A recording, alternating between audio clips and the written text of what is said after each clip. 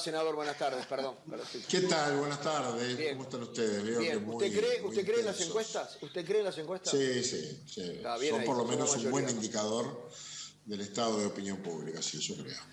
Bien. Y en base a El las que le encuestas... diga, el político que le diga que no cree, le miente, porque todos siempre las tratamos de conseguir, de encargar, de escuchar, de analizar. Siempre son un indicador que podrá tener sus márgenes No de le voy a error, pedir, pero son. no le voy a pedir detalles porque no viene al caso, pero ¿algún día ha cambiado alguna estrategia en función de alguna encuesta? Seguramente sí. Bueno, no es cambiado, quizás fijado alguna estrategia en función del estado de opinión pública. Hoy estamos frente a una consulta popular que seguramente se va a producir a finales de marzo y miramos con atención los resultados de las encuestas que empiezan a aparecer, de las que yo particularmente conozco tan solo la información general que aparece en la prensa, pero sin duda alguien las encarga, Bien. las desagrega más, tiene más información y bueno, focalizará y segmentará su mensaje en función de los indecisos, por ejemplo, y eso Bien. ya es definir una estrategia, ¿no? Bien, y a propósito, la defensa de la LUC sin mentiras, como dice el presidente Lacalle, la pérdida de salario real de los trabajadores, que me consta a usted le está preocupando, la interpelación de las autoridades de Antel y del Ministerio de Industria, y la cuarta me faltaba, y este run de darle la libertad a los detenidos de Domingo Arena que tengan más de 65 años, prisión domiciliaria. ¿Cuál de todos le preocupa más? Son diferentes cosas. Claro. En la LUC estamos permanentemente en trabajo, militando para defenderla, intensificando ese trabajo en la medida que se va acercando el tiempo y conversando con la gente. Hay mucha mentira, mucho golazo, mucha cosa que se le mete a la pobre LUC, que ya cumplió 16 meses de vigencia y se la puede medir por los resultados, más que por esas cosas que dice que van a pasar. Si ya no pasaron, seguro que no van a pasar. Y es un tema de alta prioridad política para nosotros, usted lo comprenderá. Lo otro son temas de la coyuntura.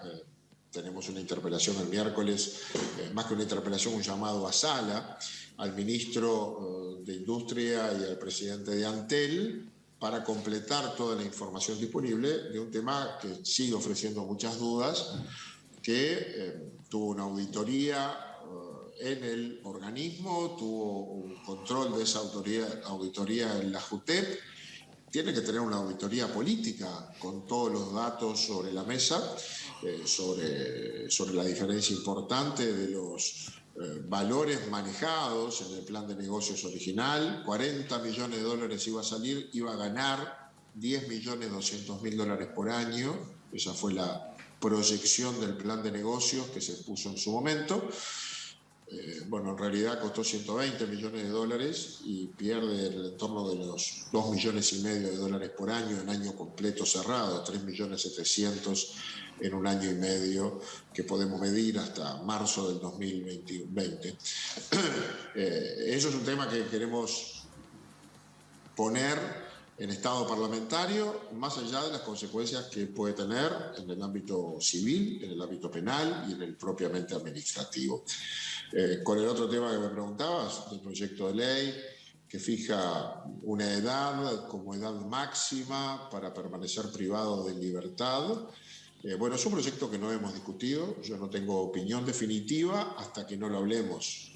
No he participado de ninguna instancia de consulta o de discusión interna sobre ese asunto, mucho menos en ningún acuerdo entre partidos y mucho menos en un compromiso de voto en un sentido o el otro. Tengo una opinión inicial respecto al tema, pero estoy abierto, ¿no? Hay que ver qué dicen las cátedras, hay que ver qué dice el comisionado parlamentario. A ver, yo tengo una opinión inicial respecto al proyecto tal cual fue presentado, que establece que de modo automático y para casi todos los delitos se produce cesa la privación de libertad y pasa a la privación de libertad domiciliaria cuando se cumplen 65 años, y esto es automático. Bueno, ya hay una norma que establece que a los 70 años el juez puede tomar esa decisión. Esto se baja a los 65 y lo más importante es el juez deja de tener opinión. Se produce automáticamente. Si cuando se apruebe la ley alguien tiene más de 65, va para su casa, o si cumple 65 años en un momento, va para su casa y cumple el resto de la pena en domicilio, con alguna excepción según el tipo de delitos, sin intervención del juez. Bueno, yo ahí tengo una visión en principio crítica respecto a que sea automático, a que el juez, la justicia no intervenga de ninguna manera para considerar la peligrosidad de ese individuo, los antecedentes que se generaron, la reiteración de delitos que pudo haber cometido. Es decir, mandar a una persona que cumpla prisión en su domicilio me parece que requiere una evaluación que puede hacer o que debe hacer un juez con los informes además que pida. Hacerlo automáticamente a mí en principio me resiste, pero veremos, recién el tema empieza a conversarse y en la bancada de mi partido el tema no ha sido todavía considerado. Me faltaba un tema que era el de la pérdida de salario, me faltaba uno, podía haber 20 más, pero de esos 4 que a mí se me ocurrieron al principio para ver cuál era el que más le preocupaba, la pérdida de salario real que habrá que recuperarla el año que viene, senador. Estamos hablando del salario real del sector público, ¿verdad? Sí, claro. Y particularmente de aquel que está regulado por la ley de presupuesto, que no es el de las empresas públicas, es el de los funcionarios que reportan o que responden a la administración central. Mesas sindicales.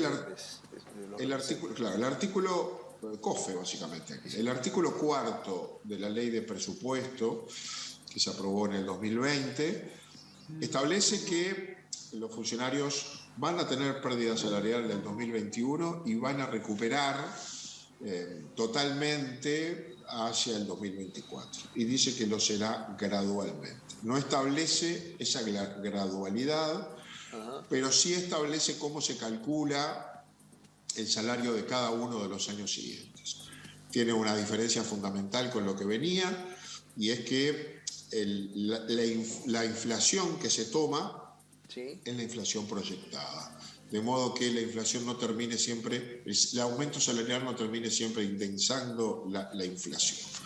Estas cosas han sido todas bastante bien llevadas y acordadas en su momento con la Federación de Funcionarios Públicos, que aceptaron, y esto hay que destacarlo, el momento especial que vivía el país en el año 2020, aceptaron no tener el aumento que correspondía en el 2021.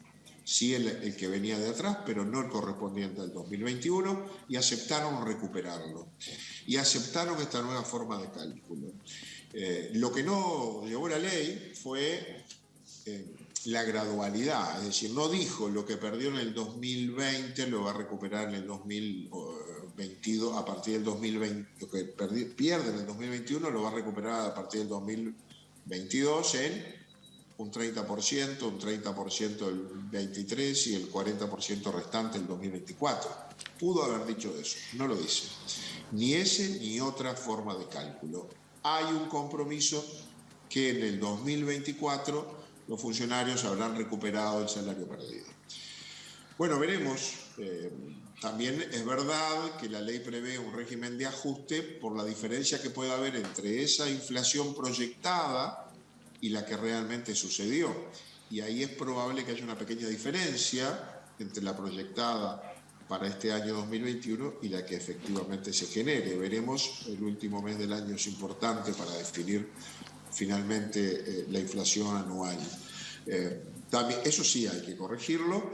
Y yo tengo la expectativa de que haya algún porcentaje de recuperación de la pérdida del año actual, porque me parece que corresponde. Sabemos que estamos en situaciones difíciles, pero las dificultades hay que repartirlas. Y me parece que de algún modo hay que empezar a compensar esa buena voluntad que los sindicatos públicos tuvieron al aceptar el momento difícil que el país pasaba.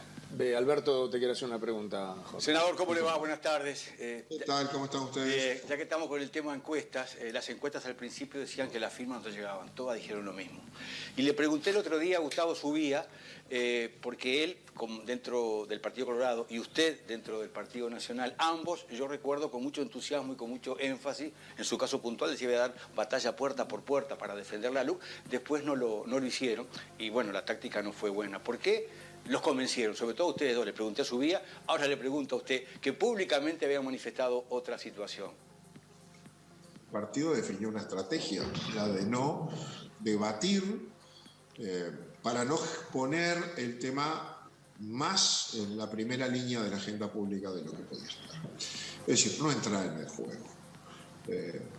Yo acepté esa decisión, pero se tomó otra casi sin ser explícita, que fue la de no difundir, no explicar, no empoderar a nuestra militancia con argumentos suficientes para el debate ciudadano, que fue el que se dio.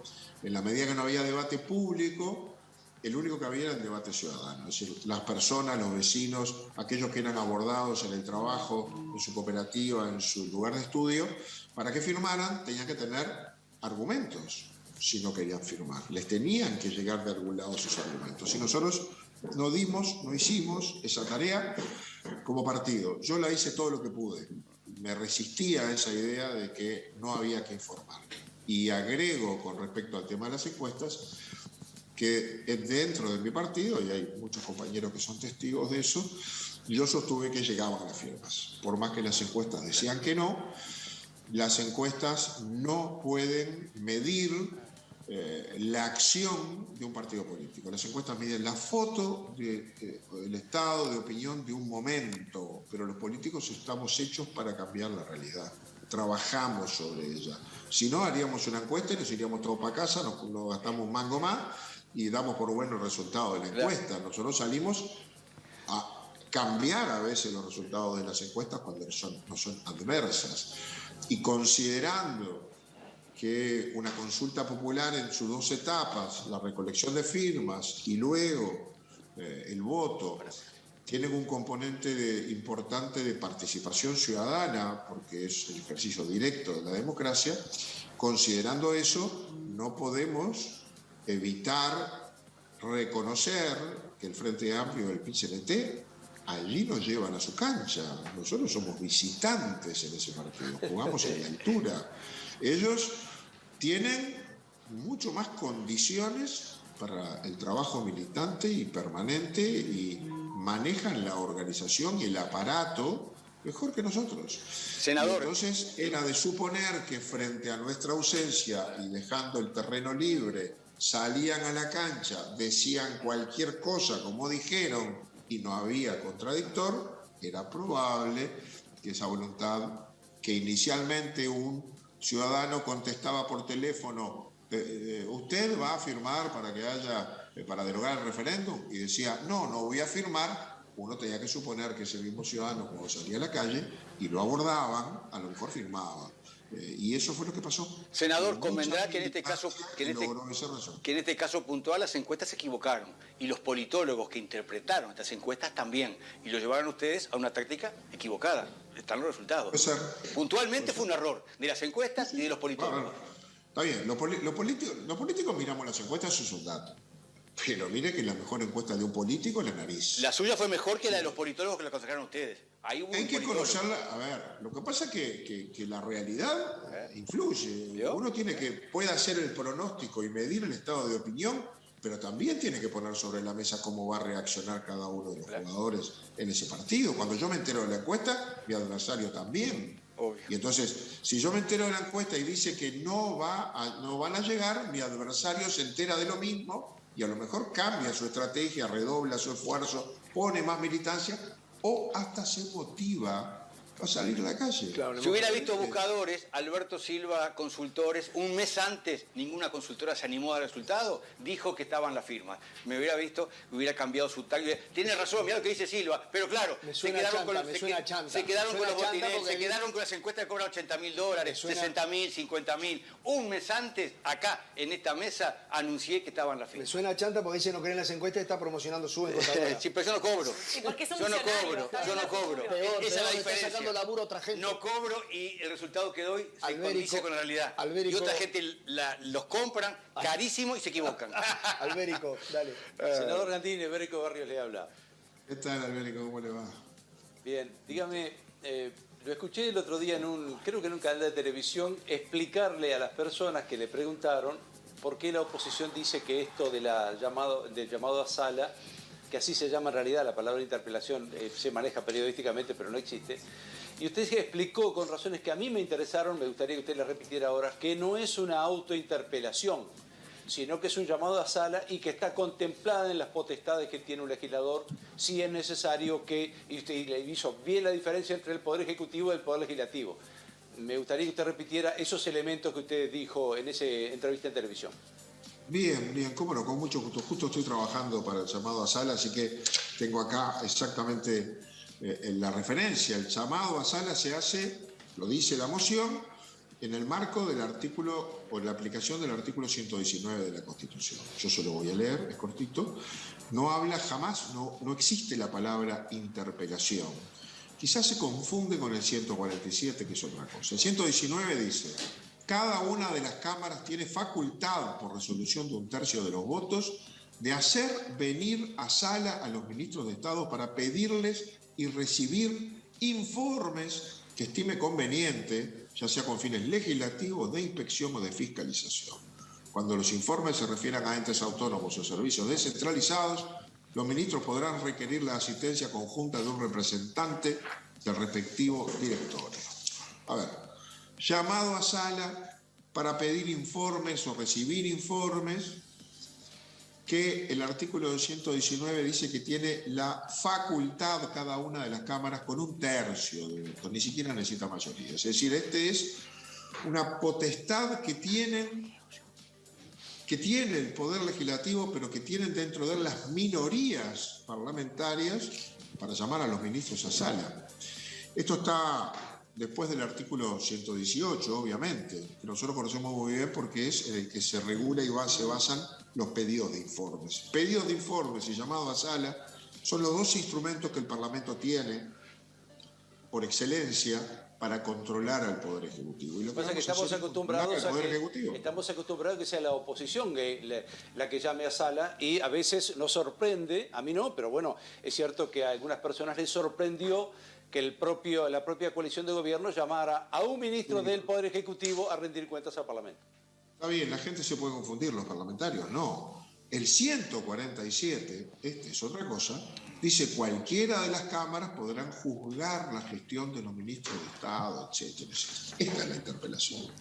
La interpelación que va hacia el camino de la eventual censura. Cada una de las cámaras puede llamar al ministro para juzgar su gestión, y si tiene los votos necesarios, la Asamblea General procesa un mecanismo que puede terminar con la censura, o, si el Poder Ejecutivo, el Presidente de la República, mantiene al ministro con la disolución de las cámaras y elecciones anticipadas. Este es el mecanismo de interpelación. Tampoco está la palabra, pero esto es lo que se conoce como la interpelación al ministro. Lo otro es el llamado a sala. Nosotros vamos a llamar a sala a las actuales autoridades para que nos den información del estado de Antel en relación a Antel Arena. Y lo hacemos ahora porque han pasado cosas. Yo pedí informes mientras fui diputado, varios, nunca me los contestaron. ¿Por qué? Porque la anterior administración había declarado reservadas todas las actuaciones sobre Antel Arena, cosa que observó el Tribunal de Cuentas, cosa que observó la Unidad de Acceso a la Información en aquel momento, y los legisladores nos quedamos sin información. Yo pregunté, por ejemplo, cuál era el plan de negocio, nunca me contestaron. Bueno, resulta que ahora pedí esos mismos informes y tengo el plan de negocio, que es Alicia en el País de las Maravillas, ¿no? Es una cosa increíble. Pero ahora tenemos... Sí. No, ¿ese plan de negocio es viable? No, ¿cómo va a ser viable? ¿Cuál es la solución? ¿Cuál es la solución, senador? A ver, la solución no es tirar ante la arena, está hecho ahí, ¿no? No, o sea, ¿quién dijo tirarlo? Pero capaz que se vende. No, bueno, con el corredor Garzón yo dije que había que picarlo, me dijeron de todo. Vaya al corredor Garzón después de Ana Olivera con Daniel Martínez. Le picaron la mitad del corredor y la terminal de allá del SICA hoy es un edificio vacío. ¿Y qué habría que hacer con el Antel Arena?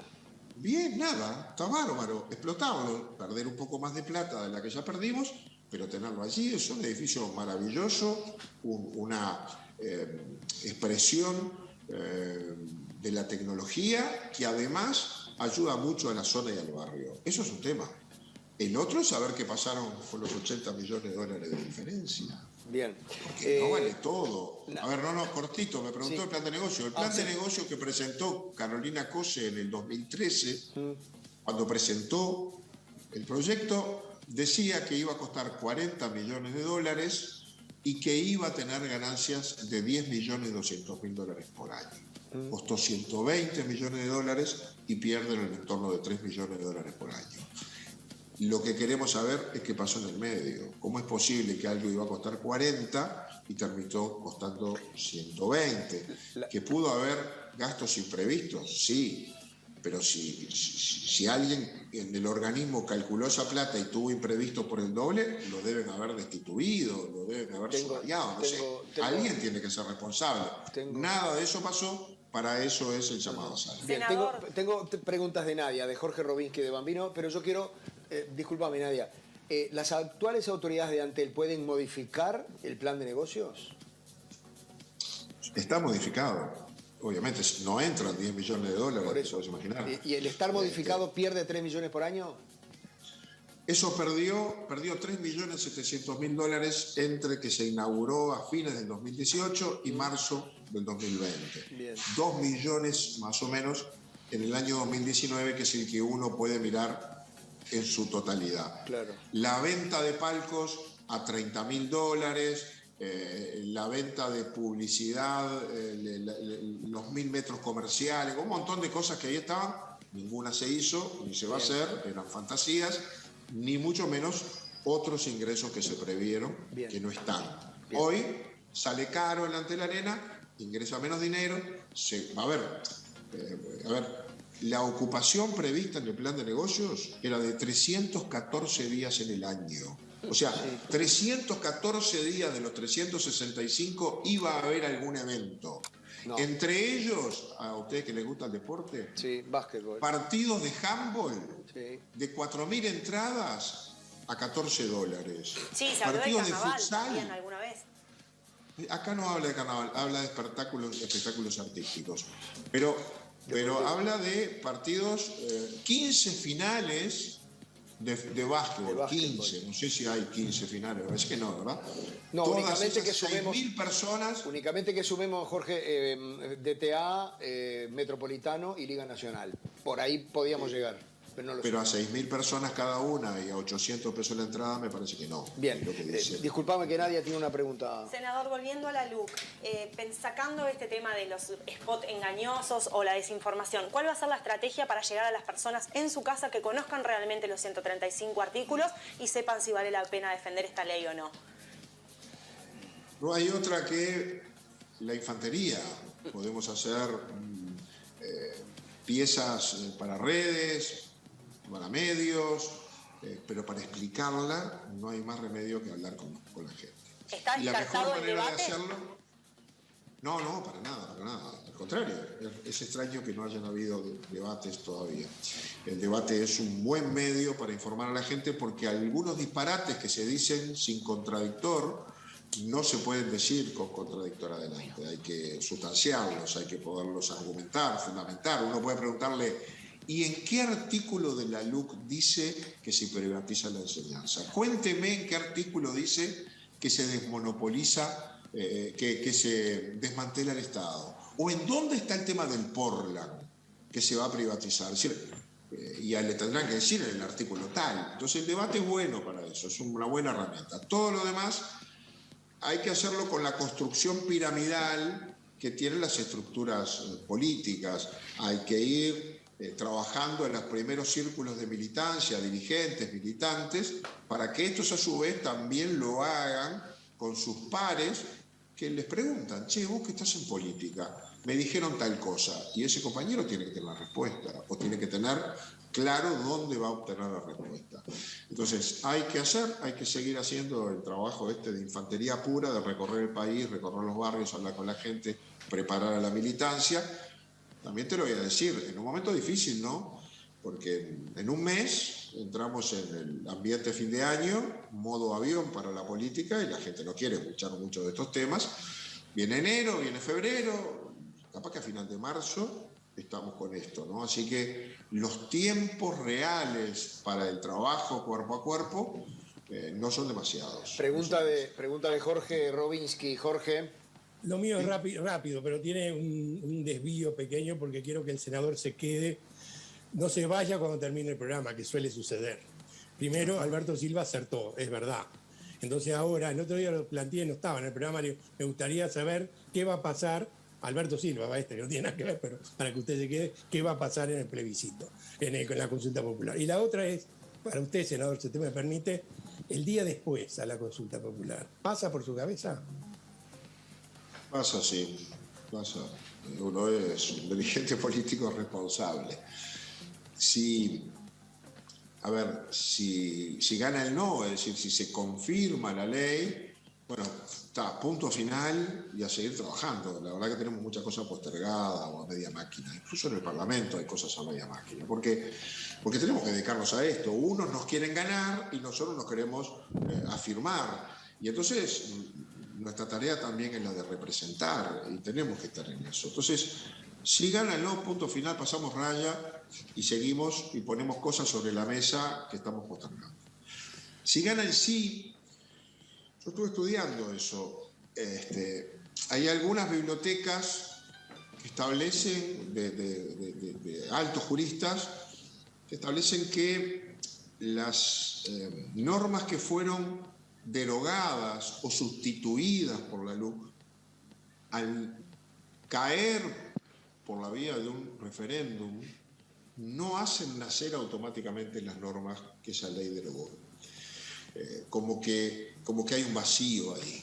Y hay que ir, por lo menos la biblioteca mayoritaria, hay algunas que dicen que desaparecen realmente, la mayoritaria dice que hay que ir caso a caso. Y hay unas 80 normas, de los 135 artículos hay unos 80 que sustituyen o derogan otras normas anteriores. Y ahí dice que hay caso a caso. Este tema tuvo amplia discusión y tuvo un fallo de la Suprema Corte de Justicia cuando la Ley de Empresas Públicas, que fue un tema muy discutido que llevó mucho tiempo además de dilucidar. Y aquello era bastante más acotado y sencillo. Esto tiene normas de tipo penal, tiene materia, bueno, en la educación, bueno, ni que hablar en la inclusión financiera, es decir, ¿qué queda vigente si el sí deroga los 135 artículos? Y los otros 341, ¿quedan tal cual vigentes o están enlazados con alguno de los que se derogan? Y la ley de presupuesto, que tiene anclajes en muchos artículos que están planteados derogarse, hay que revisarlos también, porque si se deroga el artículo madre, el que se basó en ese para otra norma, ¿queda vigente o naturalmente queda derogado? Vamos a tener que ponernos a legislar. Esa es la conclusión que yo saqué de los pedidos, de los informes que le pedí a un equipo, que si el sí, y no hago de esto tremendismo, ni digo, mira lo que va a pasar. No, de hecho el presidente declaró hoy al mediodía que disponían de los recursos en caso de que eso pasara. ¿Qué son los recursos? Que disponían de los recursos legales en caso de que eso pasara. Lo dijo hoy en la declaración en Montes. No sé cuáles son los recursos legales. Hay cosas que vamos a tener que desde el Parlamento legislar. Y eso implica generar nuevas voluntades, discusiones, escuchar catedráticos, porque ya el tema deja de ser tanto de posiciones políticas y pasa a ser mucho de técnica legislativa y derecho y integración de derecho positivo. Esas normas hay que integrarlas con otras, las que quedan. Por eso va a ser un trabajo agregado. Por eso pienso, no estoy diciendo esto, lo digo porque me preguntó mi tocayo, y y si pensaba, y sí pienso, no lo digo para decir, oh, miren que esto es tremendo, no lo haga porque se van a abrir las cárceles. No, cosas de esas van a pasar, pero lo digo como una preocupación de un legislador, en tanto vamos a tener que hacer un nuevo trabajo legislativo arduo, complejo, técnicamente discutible, porque aún en los ambientes académicos hay más de una opinión. Senador, cerramos esta entrevista con una pregunta del amigo Bambino Irigoyen. Sí, le quería preguntar al senador una opinión, ¿qué le merece lo que ha mencionado en las últimas horas el senador Andrade sobre querer debatir con el propio presidente de la República respecto de la LUC? El presidente puede defender la LUC, no puede hacer política. Defender la LUC lo puede hacer porque es una ley del gobierno y defender al gobierno está en la naturaleza de las cosas, es una tarea del presidente. Ahora, discutir con un senador pasa la línea. La Constitución le prohíbe al presidente de la República hacer política y discutir con un senador inevitablemente es hacer política. No tiene vuelta. Me parece que es una picardía más del senador Andrade, que pone un tema sobre la mesa en el que él se pone en el centro, pero sabe el senador Andrade seguramente que esa tarea no la puede hacer el presidente. Ahora, mire que lo tenemos medio atado al presidente. El día que le soltemos el collar y vuelva a la actividad política, va a tener muchas ganas de debatir con unos cuantos, porque me consta que muchas veces tiene una enorme tentación e impulso a responder cosas que suceden porque él es un político que fue legislador mucho tiempo y por lo tanto tiene esa misma actitud que tenemos nosotros, pero no lo puede hacer. Senador, muchas gracias. Abstenerse por ahora. Muchas gracias por este rato. Ha sido un gusto, como siempre, y estoy a la orden. Ganamos, perdemos o empatamos esta noche. Ah, pero si un empate festejo. Con empate festejo, esta vez sí. Y ya se vino de celeste también, ¿viste, Bambi? Somos casi todos celestes. Sí, casi todos. Hoy sí, hay que estar igual, hay que hacer fuerza. Chao, hasta luego, gracias. Que pasen bien. ¿Me quedo después del programa? Ah, Jorge. Jorge, dice que se queda a tus órdenes, Y era La orden. el sentido del humor del senador. Abrazo. Pasen bien. Bambino.